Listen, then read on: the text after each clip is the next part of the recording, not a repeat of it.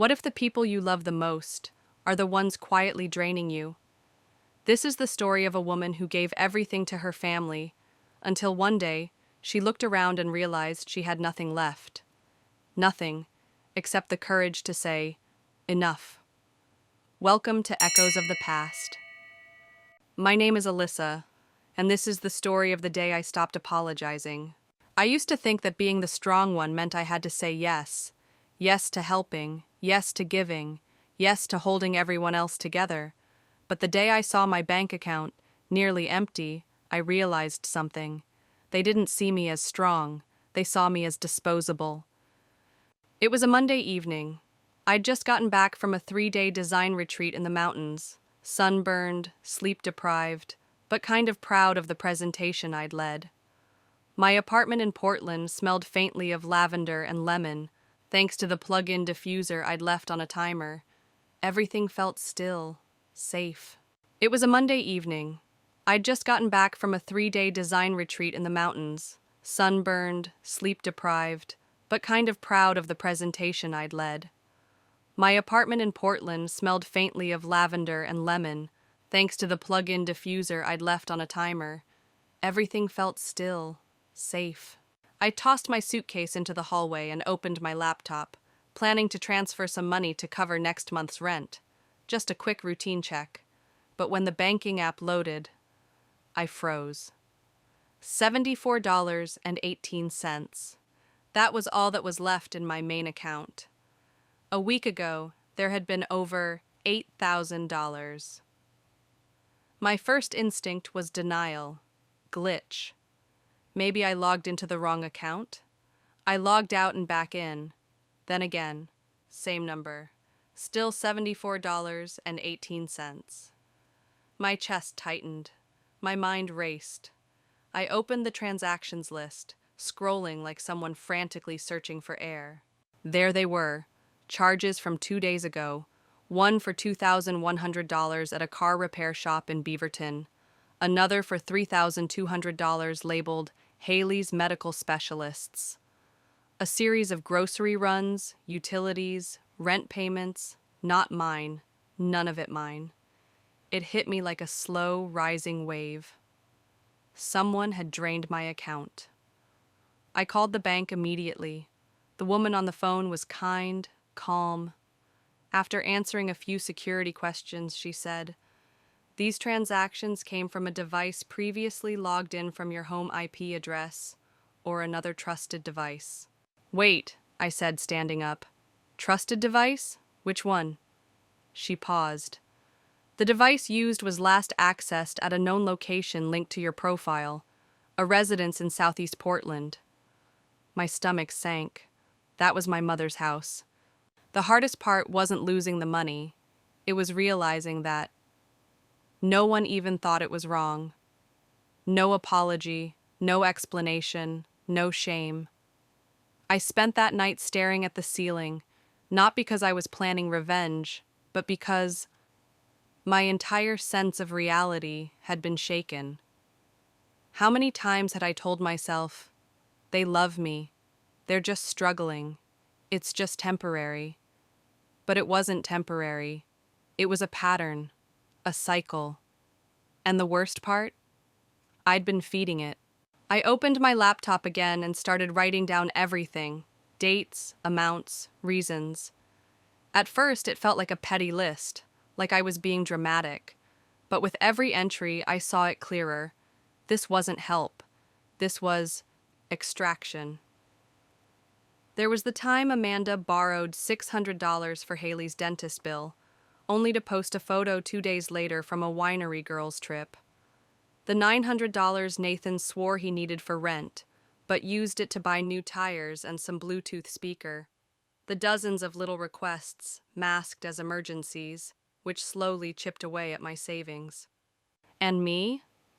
I was the good daughter, the reliable sister, the one with no problems. But I had problems. I just kept them hidden, like bruises under long sleeves. That week, I started pulling back. I didn't respond to Amanda's texts. I ignored Mom's reminder for Sunday dinner. I needed space. I needed to hear, my own voice, without theirs constantly in the background, justifying, minimizing, excusing. Then, 2 nights later, a knock at my door. It was Mom. She didn't even say hello, just stepped in like she used to when I was in college, checking if I'd cleaned my dorm or eaten dinner. "Sweetheart," she said, placing a grocery bag on my counter. "I brought you some soup. Thought you might be too tired to cook." I stared at her, unsure if this was some kind of peace offering or a tactical move. "I'm not hungry," I said flatly. She gave me that soft smile, the one that used to make me feel safe. Now it felt like a mask. She sat down and looked around. "It's a bit empty in here, don't you think? No photos, no flowers. You should make it feel like home." I wanted to scream, because this was my home. And yet she made me feel like a guest in my own life. "Why are you here?" I asked. She sighed. "Amanda's upset. She didn't mean to hurt you, but you know she's under pressure. Nathan, too." "Mom," I interrupted, "they stole from me." Her eyes flickered, but she didn't break. "They needed help, and you're always the helper." That was it. The role assigned to me without consent. Helper, giver, enabler. I looked at her and said something I had never dared to say before. "I'm not your safety net. I'm your daughter." She blinked. Once, twice. Then, with a practiced calm, stood up. "If this is how you feel, maybe you need some time to think." "No, Mom," I said, following her to the door. "I've been thinking for years. You just never noticed." When she left, I didn't cry. I just stood there in the hallway, heart pounding with a new kind of clarity. They didn't just drain my bank account. They drained my boundaries. And I finally realized I'd never given them permission to do either. The next morning, I woke up to a voicemail from Amanda. "Alyssa, this is ridiculous. You're blowing things way out of proportion. You think we did this to hurt you? God, you've always had a flair for drama." There it was again. Drama. Not betrayal, not theft, not pain. Just me being difficult, overreacting. That word had followed me my entire life. When I cried after being left at soccer practice for 2 hours. Don't be so dramatic. When I got sick before finals and asked for help. You're not dying, Alyssa. Stop being dramatic. Even when Dad forgot my college graduation. Come on, it's not that deep. I used to wonder if they were right, if maybe I just felt too much. But now I realize I wasn't too emotional. They were too indifferent. That voicemail snapped something in me. So I did something I never thought I'd do. I printed every screenshot, every transfer confirmation, every ignored message where I asked, "Are you sure you can pay this back?" and got a heart emoji in return. I bought a folder, labeled it "Just So You Remember," and mailed a copy to each of them. I didn't include a note, no explanation, just the facts, because they never listened to my words anyway. Maybe the receipts would speak louder. 2 days later, I got a message from Nathan. "So you're documenting now? What are you planning? A lawsuit? A blog post?" There was fear in his words, not remorse. Fear of exposure. And for once, I didn't feel guilty, because I wasn't plotting. I was preserving my story, my truth, my sanity. I started therapy that week. The therapist, Dr. Lena, asked me in our first session, "What brings you here?" I laughed, then paused, being the strong one, all the time, and realizing no one's ever asked me if I'm okay. She nodded slowly. "And are you?" I didn't answer, because I didn't know. But I showed up again the next week, and the next. During those sessions, I said things I'd never said out loud. That I used to fake being asleep as a kid just to avoid being asked for help. That I learned to overachieve not out of ambition, but survival.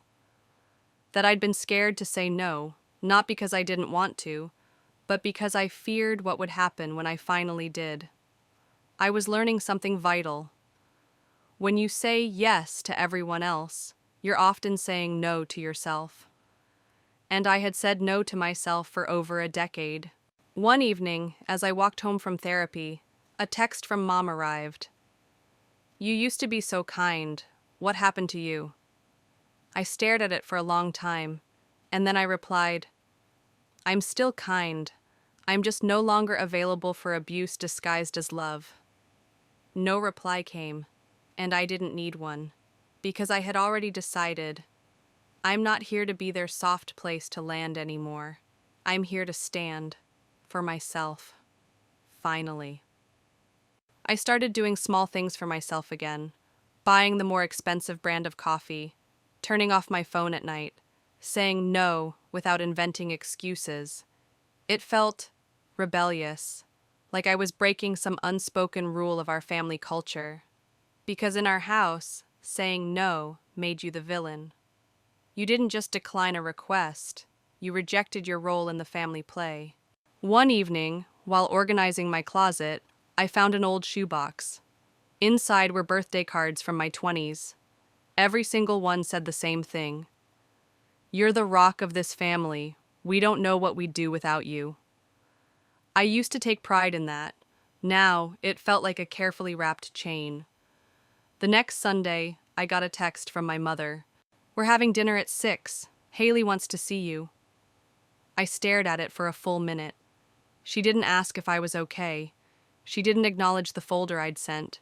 She just pretended like nothing had happened, like this was a reset button I'd be too soft not to press. But I didn't go. Instead, I went to the bookstore downtown and bought myself a new journal, a plant, and a small chocolate cake. The cashier smiled and said, "Celebrating something?" I smiled back. "Yes, myself." That night, the silence from my family was louder than any voicemail. The next morning, Amanda sent a single-line message. "You've made your point."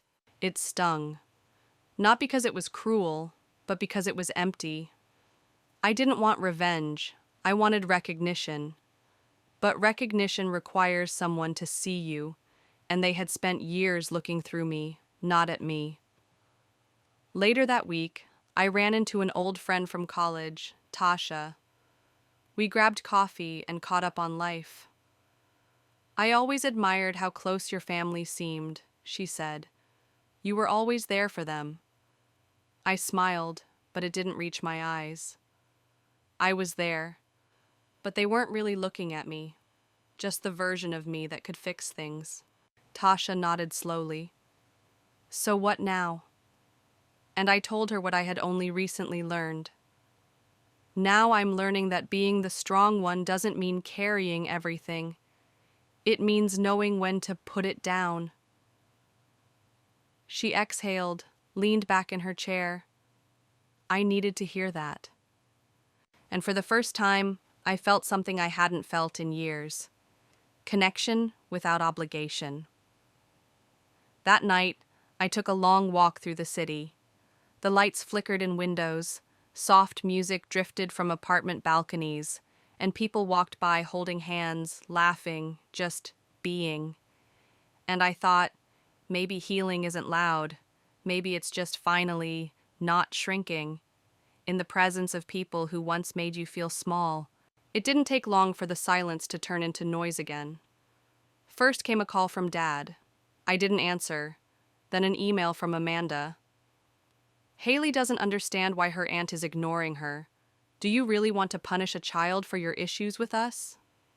And there it was. The guilt card. Played face up. The same old script, dressed up in innocence. But I wasn't buying tickets to this performance anymore. I sat with it for a while. The part of me that still ached, the little girl who had once written, "Make Mom proud," at the top of every birthday wish list, wanted to respond. But I didn't. Because I knew that love used as a bargaining chip is not love at all. It's control, sugar-coated. 2 days later, I got a letter in the mail, handwritten, from my mom. I raised you to be kind, and now you're punishing the people who love you the most. I don't understand who you've become. We all make mistakes, but cutting us off completely? That's not the daughter I know. I reread it 5 times, and each time my chest tightened, but not with doubt, with grief.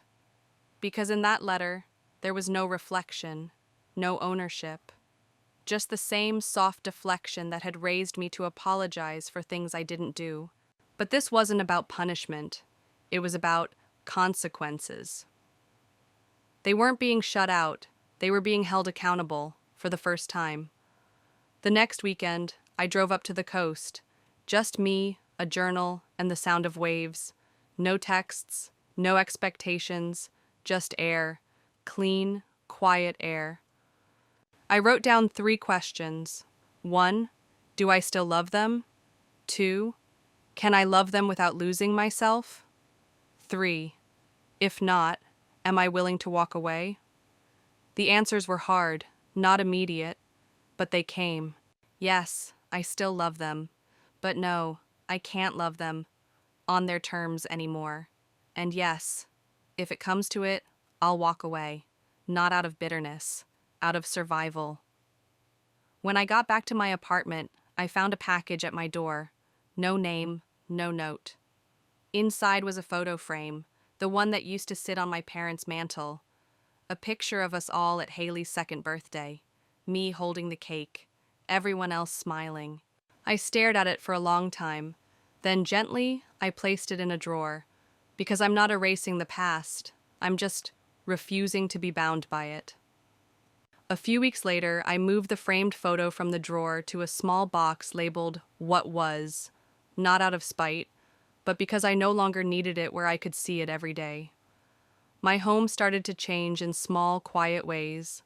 I replaced the muted beige curtains with warm, rust-orange ones that caught the sunset. Hung up art I actually liked, not what Mom once called respectable.